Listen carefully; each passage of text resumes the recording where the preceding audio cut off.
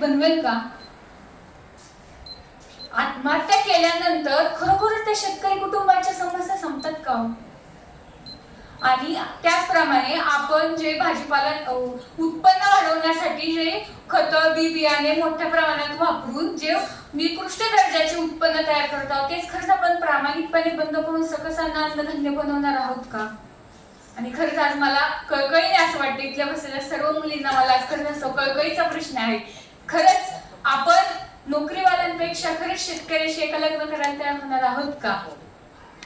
असे बरेच प्रश्न आहेत की ते कुठेतरी मूळ हा प्रत्येक जेव्हा एक विकास घडवायचा असतो तेव्हा त्याचा पायाच भक्कम करावा लागतो आणि तो पाया म्हणजेच हा आपल्या भारताची कृषी प्रधान देशाची ही शेती आहे. म्हणूनच मी म्हणते की हा आपला शेतीचा पायाच भक्कम केला पाहिजे. एवढे धन्यवाद. जय कर्म.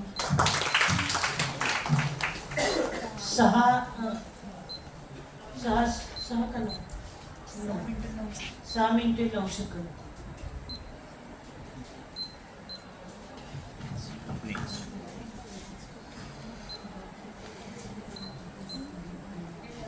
नेक्स्ट टाइम पुढील स्पर्धक कोड क्रमांक 18. नाही.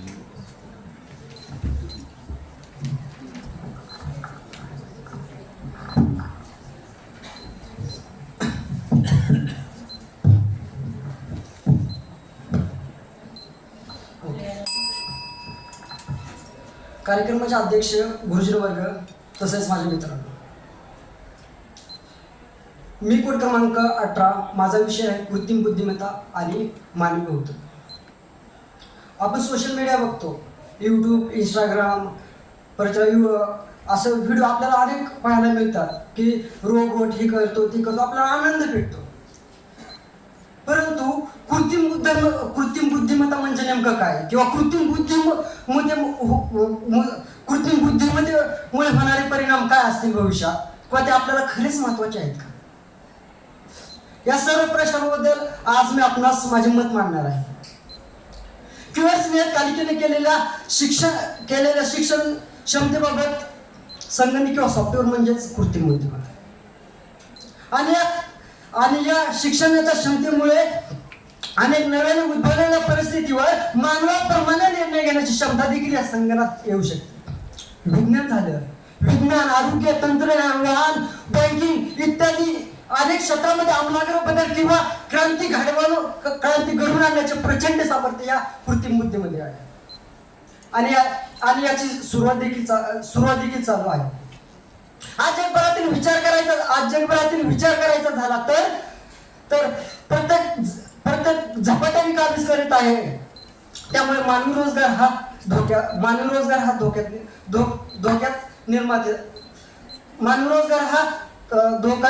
रोजगारामध्ये धोका निर्माण होत आहे.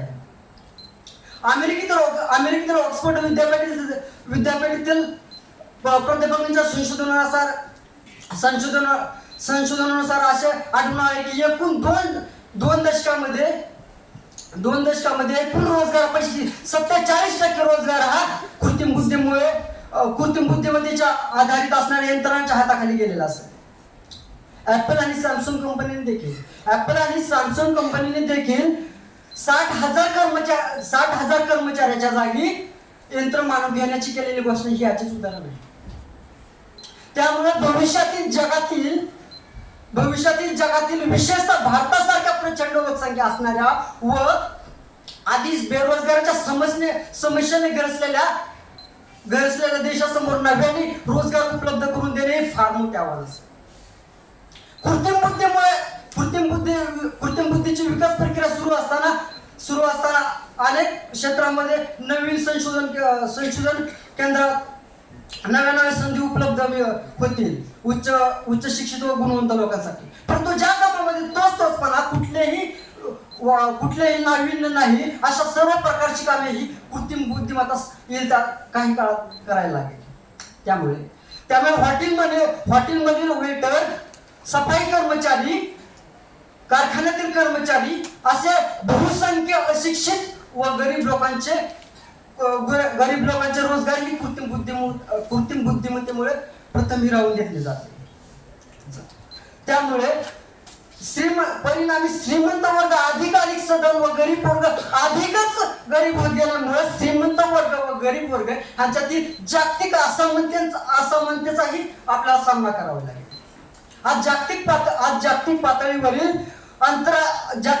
आंतरराष्ट्रीय विकसित देशाच्या कृत्रिम बुद्धिमत्तेचा जर विचार करायचा झाला तर त्यामुळे अनेक देश या स्पर्धेत मागे पडतील. कारण का काही देश अविकसित व विकसित देश असतील, त्यामुळे त्यांच्याकडे भांडवल फारसे नसल्यामुळे ते या स्पर्धेत भाग घेऊ शकत नाही किंवा मागे पडतील. परंतु मागे पडतील. त्यामुळे जागतिक पातळीवर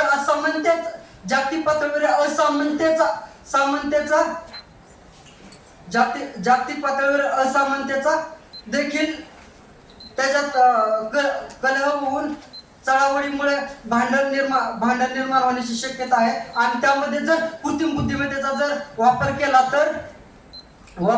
केला तर फार मोठे येणाऱ्या भविष्यामध्ये नुकसान होऊ शकते.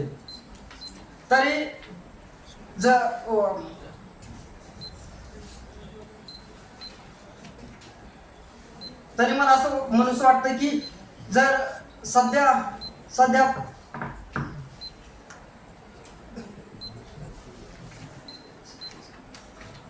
जर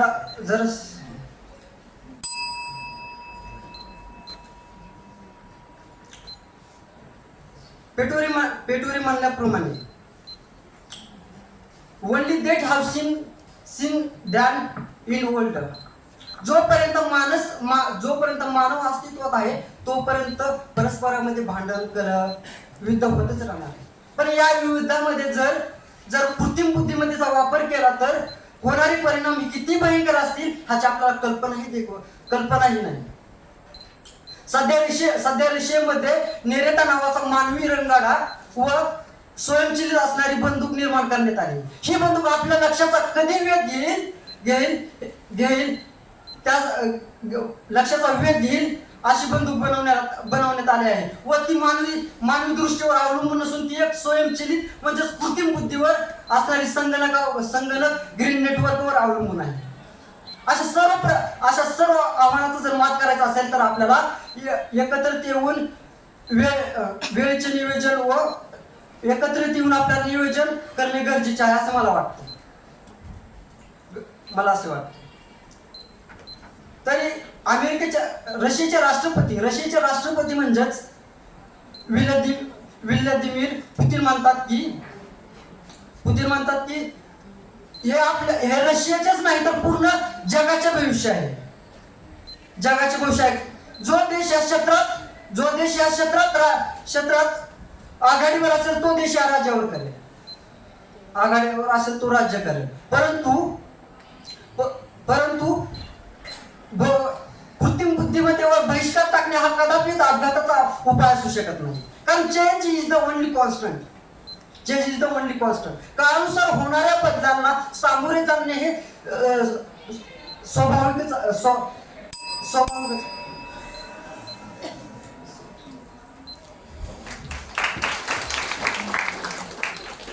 7 मिनिटे 2 सेकंद वेळ आहे.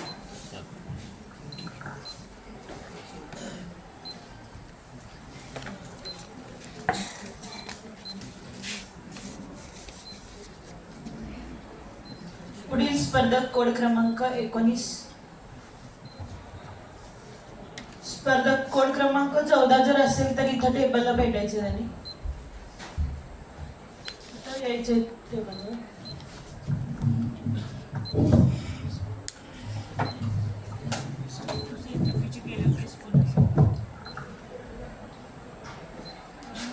तयार आहे. मित्रांनो, परवाच आमच्या कॉलेजमधील मॅडमचा फोन आला आणि मॅडम म्हटल्या अशा कराडला वक्तृत्व स्पर्धा आहेत आणि जातो का. अचानक सांगितल्यामुळे माझी इथं येण्याची इच्छा नव्हती. परंतु ज्यावेळेस ह्या स्पर्धेचं पॉम्पलेट पाहिलं आणि पॉम्पलेटावरची जे विषय पाहिले त्यावेळेस माझी उत्स्फूर्तता जरा वाढली आणि मी या स्पर्धेला यायचं ठरवलं. आज सकाळी इथे आलो. आल्यानंतर नाव नोंदणी केली आणि ज्यावेळेस ह्या हॉलमध्ये प्रवेश केला मनाला एवढा आनंद झाला की ह्या अगोदर कित्येक वक्तृत्व स्पर्धा केल्या होत्या, परंतु एवढे मोठे चषक, एवढी मोठी सन्मान चिन्ह मी कोणत्याच वक्तृत्व स्पर्धेत पाहिली नाहीत. आणि मला असं वाटलं की गेली 35 वर्ष झालं ही कर्मवीर विद्या प्रबोधिनी ह्या स्पर्धेच्या मार्फत नवतरुण पिढीमध्ये एक आनंद वाटण्याचंच काम करतंय. आणि अर्थातच हाच विषय घेऊन मी तुमच्या समोर उभा आहे. नमस्कार, मी स्पर्धक कोड क्रमांक 19 विषय मानतोय. चला आनंद वाटूया. मित्रांनो, तुम्ही म्हणाल एखाद्या मंदिरात गेल्यावर प्रसाद वाटायचं सोपं आहे. तुम्ही म्हणाल एखाद्या निवडणूक लागली तर पैसे वाटायचं हेही सोपं आहे. तुम्ही म्हणाल एखाद्या गोष्टीत आपण हे काय करायचं झालं तर ते सोपं आहे. मागच मकर संक्रांती झाली त्यावेळेस तिळगुळ वाटायचं हेही सोपं आहे. परंतु आनंद काय वाटायची गोष्ट आहे का? आनंद काय ती वस्तू आहे का? वाटता येते का? परंतु मित्रांनो, मी सांगतो आनंद देखील वाटता येतो. तुम्ही म्हणाल तो कसा? बघा, आपण रस्त्याने चाललोय. रस्त्याच्या कडेला एक आंधळा आहे. त्याला रस्ता ओलांडून पलीकडे जायचंय. रस्त्यावर गाड्यांची ये जा सुरू आहे. त्याच्या हाताला धरून रस्त्याच्या पलीकडे सोडणं हे आपलं कर्तव्य आहे. हा एक त्याच्यासाठी एक आनंदच आहे. मित्रांनो, तुम्ही किती उंचीवर पोहोचलात यावर तुमचं यश ठरत नाही, तर त्या उंचीवर किती जणांना घेऊन आलात ना यावरून तुमचं यश ठरतंय. मित्रांनो, इथं बसलेल्यांपैकी बऱ्याच जणांना आपल्या पंजोबाचं नाव माहिती नाही. पंजोबाचं जरी माहिती असेल तर खापर पंजोबाचं तरी माहिती नसणार. आणि खापर पंजोबाचं जरी माहिती असेल तर टापर पंजोबाचं माझ्या सहित कुणाला माहिती नाही. मित्रांनो, हे आपल्या घरातील, परंतु ह्यांचं साधं नाव माहिती नाही. अहो, 350 वर्ष झाली माझ्या छत्रपती शिवाजी महाराजांचाहून, तरी सुद्धा आम्ही वर्षातून 2-2 वेळा जयंत्या साजऱ्या करतो. आज 750 वर्ष झाली माझ्या तुकोबारायला जाऊन, तरी सुद्धा आम्ही त्यांचे ग्रंथ वाचतो, नाव घेतो. आणि आपण आपल्या घरातील माणसांना विसरलो. हे असं का? ह्याला कारण फक्त एकच आहे, नीट ऐका. मित्रांनो, जे रक्त फक्त स्वतःच्या रक्ताला आनंद मिळावा म्हणून झटतं ना, त्या रक्ताला त्याचं स्वतःचं रक्त विसरल्याशिवाय राहत नाही. आणि जे रक्त स्वतःच्या रक्ताबरोबर म्हणत नाही संपूर्ण जगाचा फुल नाही, फुलाच्या पाकळी एवढा तरी समाजाला आनंद वाटण्याचं काम करतं ना, ते रक्त जरी सजीव रूपाने या पृथ्वीवर अस्तित्वात असो किंवा नसो, परंतु जोपर्यंत चंद्र आणि सूर्य आहे ना तोपर्यंत त्या रक्ताला विसरलं जात नाही. हा या महाराष्ट्राचा इतिहास आहे. म्हणून मला सांगायचं एकच आहे, फुल नाही, फुलाच्या पाकळी एवढा तरी आनंद वाटता आला पाहिजे. मग तुम्ही म्हणाल आम्ही आनंद वाटू परंतु आमच्याकडे पैसे नाहीत. तुम्ही म्हणाल आम्ही आनंद वाटू परंतु आमच्याकडे वेळ नाही. तुम्ही म्हणाल आम्ही आनंद वाटू परंतु आमच्याकडे ताकद नाही. मित्रांनो, समाजाला आनंद वाटण्यासाठी वेळ लागत नाही, पैसा लागत नाही आणि ताकदही लागत नाही. मग तुम्ही म्हणाल असं करायचं तरी काय? वेळ लागत नाही, पैसा लागत नाही, ताकद लागत नाही. मित्रांनो, अशी कित्येक उदाहरणे आहेत की आपण सहज करू शकतो. त्यातलंच एक उदाहरण म्हणून सांगतो. बघा, आपण बसने गावाला चाललेलो असतो. बस संपूर्ण माणसांनी भरलेली आहे. बसमध्ये पाय ठेवण्या इतकी जागा शिल्लक नाही. एवढी गर्दी असताना देखील त्या देवाची कृपा व्हावी, तुम्हाला बसमध्ये बसायला जागा मिळावी. आणि तुमच्या समोर एक महिला ताई उभी आहे. अहो, तिच्या हातात एक छोटंसं बाळ आहे. आणि एवढ्या सगळ्या गर्दीत आपदा होताना आपल्या डोळ्यांना दिसते. आपण उठून उभा राहणं आणि त्या महिला ताईला तिथं बसवणं हे आपलं कर्तव्य आहे. हा एक आपल्याकडून तिला मिळालेला एक प्रकारचा आनंदच आहे. आणि मित्रांनो, त्यावेळेस त्या महिला ताईच्या चेहऱ्यावरचा आनंद पहा. मला तर असं वाटतं की जेवढा आनंद त्या महिला ताईला तिच्या हातातलं बाळ झाल्यावर झाला नसेल ना, तेवढा आनंद एक अनोळखी माणूस बसायला जागा देतोय त्यावेळेस झालेला असेल. मित्रांनो, खूप काही बोलता येतं या आनंदावर. म्हणतात ना, लोक म्हणतात माणसानं सोन्यासारखं असावं. लोक म्हणतात माणसानं सोन्यासारखं असावं, परंतु मी म्हणतो माणसानं सोन्यासारखं नसावं. कारण सोनं फक्त हातात राहतं, सोनं फक्त गळ्यात राहतं आणि सोनं फक्त आणि फक्त तिजोरीत राहतं. म्हणून माणसानं व्हायचं झालं तर परीस व्हावं. ज्याच्या संगतीचं जावं त्याचं सोनं करावं, ज्याच्या संगतीचं जावं त्याचं सोनं करावं. मित्रांनो, इथं बसलेल्या मुलींना मला एक सांगायचं आहे, तुम्ही देखील एक प्रकारचा आनंद वाटू शकता. मी म्हणेल, तुम्ही म्हणाल कसा, मी म्हणत नाही तुम्ही एखाद्या मुलासोबत लव्ह मॅरेज करा म्हणजे त्याला आनंद मिळेल. तुम्ही फक्त त्यांच्याकडे पाहिलं तरी त्यांना उत्साह आनंद मिळतोय. मित्रांनो, या आनंदावर बोलण्यासारखं खूप आहे, परंतु वेळ एवढा नाहीये. म्हणून जाता जाता फक्त एवढंच म्हणतो, आपण आनंद एवढा वाटावा, एवढा वाटावा की घेणाऱ्याची वंजळ पुरी पडावी. आनंद एवढा वाटावा की घेणाऱ्याची वंजळ पुरी पडावी. मैत्री अशी असावी की तिथं स्वार्थाचं भान नसावं. मैत्री अशी असावी की तिथं स्वार्थाचं भान नसावं. आणि आयुष्य एवढं आनंदात जगावं, एवढं आनंदात जगावं, एवढं आनंदात जगावं की एक दिवस मृत्यूने देखील म्हणावं, तू जग अजून, मी येईन नंतर, तू जग अजून, मी येईन नंतर. मित्रांनो, तुम्ही या समाजाला आनंद वाटाल ना तर आनंदच मिळेल, आणि दुःख वाटाल ना तर दुःखच मिळेल. म्हणून फक्त आनंदात वाटता आला पाहिजे. इतकाच माफक आशावाद व्यक्त. मनपूर्वक धन्यवाद. 6 मिनिटे 2 सेकंद. 6 मिनिटे 2 सेकंद. पुढील स्पर्धक कोड क्रमांक 20.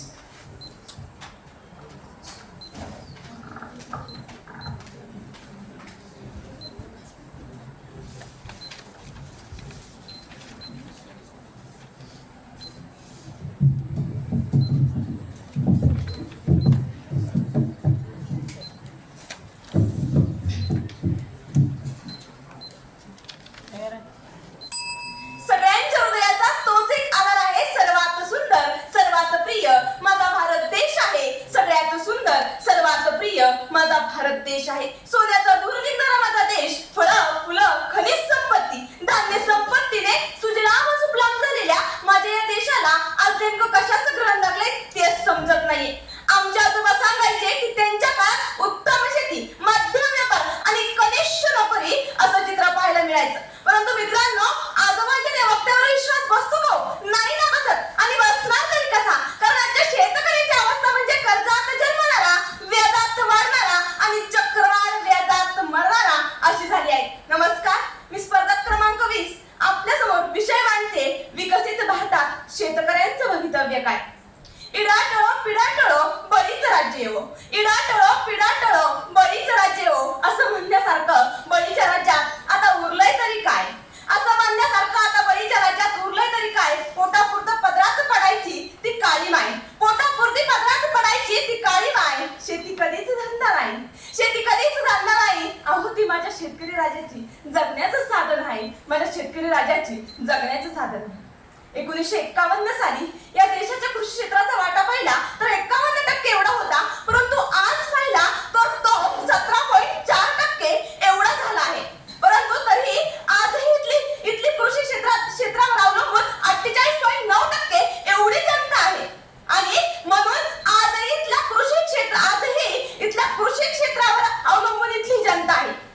मित्रांनो, आज आपण खऱ्या अर्थाने बळीराजा अशी सर्वसाधारण व्याख्या करतो. परंतु आजचा बळीराजा हा बळीराजा राहिला नसून तो बळीचा बकरा बनला आहे. कारण ओला दुष्काळ पडला तरी त्याचाच बळी जातो, कोरडा दुष्काळ पडला तरी त्याचाच बळी जातो, आणि धान्याचे भाव कोसळले तरी त्याचाच बळी जातो. वारंवार जो बळी जातो ती बळीराजा अशी सर्वसाधारण व्याख्या आज करता येईल. आज इथे एक उदाहरण मला द्यावंच वाटतं. गेल्या 2 वर्षापूर्वी कोल्हापूर, सांगली, सातारा, संपूर्ण मराठवाडा, विदर्भात काय शेतकऱ्यांची अवस्था झाली होती. अवकाळी पावसानं थैमान घातलं होतं. आपण सर्वांनी दसरा, दिवाळीचा सण आनंदात, सुखात, समाधानात साजरा केला.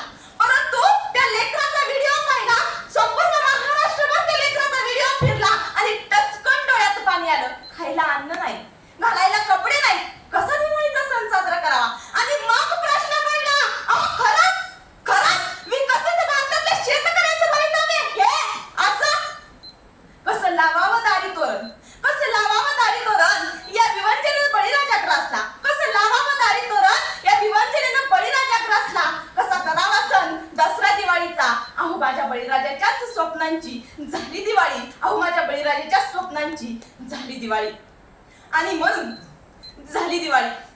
आज खऱ्या अर्थाने ज्या वेळेस या शेतकरी राजाची आत्महत्या ही 0% होईल ना, त्यावेळेस मित्रांनो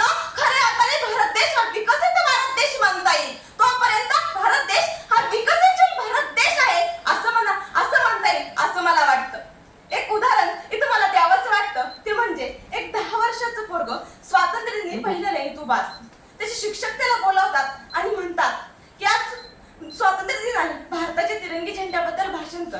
पोरगं भाषण करण्यासाठी उभं राहतं आणि म्हणतं तिरंग्यातला हिरवा रंग बघून मला माझा बाप आठवतोय. तो ही अशीच पांढरी कोपरी घालायचा. पोरगं खालचा रंग पाहतं आणि म्हणतं तिरंग्यातला हिरवा रंग बघून मला माझ्या शेतातलं फुललेलं हिरवं पीक दिसतंय. पोरगं खालचा रंग पाहतं आणि डोळ्यात तासवानत म्हणतं त्याच पांढऱ्या कोपरीवर त्याच हिरव्या शेतात बाबीला माझा बाप लटकला होता आणि त्याच्या तोंडातून येणारं रघुत हे तुमच्या केशरांगावरच होता. आणि पोरगं घंबरडा फुडून ढसा ढसा रडायला लागतं. मित्रांनो, ही परिस्थिती माझ्या 21व्या शतकातली भारतातली आहे. मग कसं म्हणता येईल की माझा भारत देश हा विकसित भारत देश आहे? कसं म्हणता येईल की विकसित भारत देश आहे? आज आपण एखाद्या मॉलमध्ये जरी गेलो तरी आपण तिथे MRP 1 रुपयाही कमी करत नाही. परंतु दुसरीकडे जर शेतकऱ्याचा माल घ्यायचा असेल तर तिथं कवडी मोलाच्या भावात आपण माल घेतो. म्हणून सोनं पिकलं रानात त्याची बाजारात होते माती.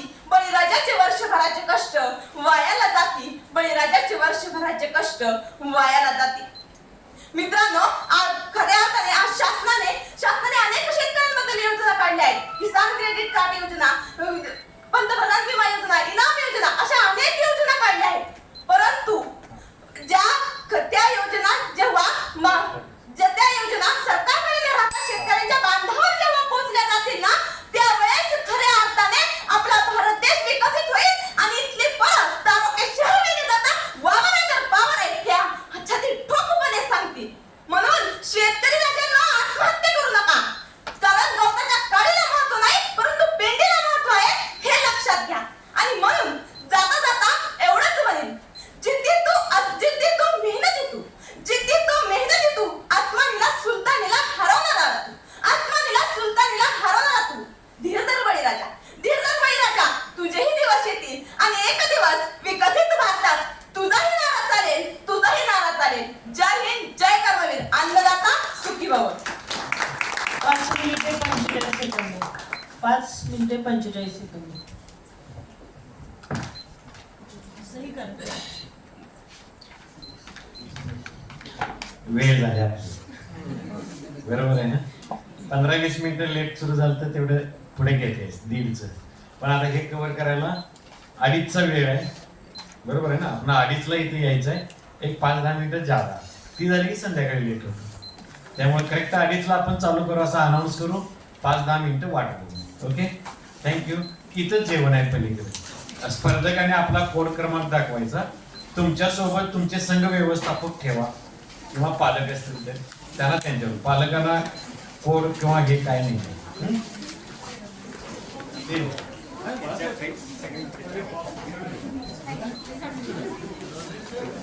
चला बोला. हा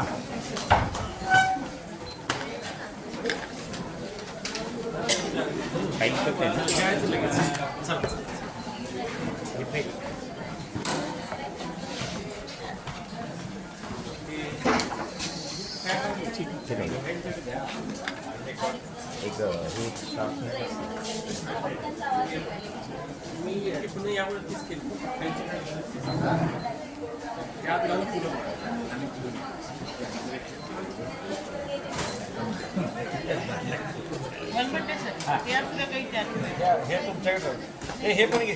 हे घे. हे 8 काय रे. चला चला.